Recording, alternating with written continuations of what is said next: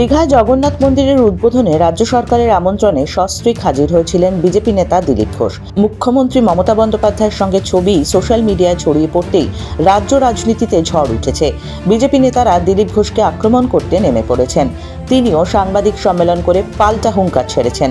শোনা যাচ্ছে এবার মুখ্যমন্ত্রী মমতা বন্দ্যোপাধ্যায় এবং সাংসদ অভিষেক বন্দ্যোপাধ্যায়কে আমন্ত্রণ করেছেন তিনি। সদ্য বিয়ে করেছেন দিলীপ, কিন্তু রিসেপশন হয়নি। এক অনুষ্ঠানের আয়োজন করেছেন দিলীপ ঘোষ, যার নাম দিয়েছেন বিবাহোত্তর সংবর্ধনা। সূত্রের খবর, সেখানেই মুখ্যমন্ত্রী মমতা বন্দ্যোপাধ্যায় এবং তৃণমূল কংগ্রেসের সর্বভারতীয় সাধারণ সম্পাদক অভিষেক বন্দ্যোপাধ্যায়কে আমন্ত্রণ জানিয়েছেন দিলীপ ঘোষ। অনুষ্ঠানে মমতা বন্দ্যোপাধ্যায় এবং অভিষেক বন্দ্যোপাধ্যায় যাবেন কিনা সেটা এখনো নিশ্চিত নয়। মমতা ও অভিষেক দুজনেই দিলীপ রিঙ্কুকে বিয়ের শুভেচ্ছা জানিয়েছিলেন।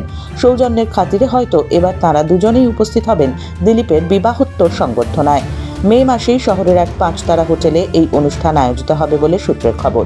রিসেপশন পার্টিতে মুখ্যমন্ত্রী মমতা বন্দ্যোপাধ্যায়, তৃণমূল কংগ্রেসের সর্বভারতীয় সাধারণ সম্পাদক অভিষেক বন্দ্যোপাধ্যায় সহ রাজ্যের একাধিক মন্ত্রী এবং হেভিওয়েট নেতা নেত্রীকে আমন্ত্রণ জানানো হয়েছে বলেই খবর। এই বিষয়ে দিলীপ ঘোষও এখনো কিছু জানাননি।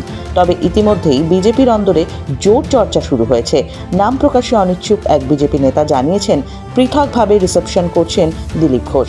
সেখানে মুখ্যমন্ত্রী এবং সাংসদ অভিষেক বন্দ্যোপাধ্যায়কে আমন্ত্রণ জানিয়েছেন। ক্রমেই দিলীপ ঘোষকে ঘিরে বাড়ছে বিতর্ক। জোরালো হচ্ছে তার ফুল বদলের জল্পনা।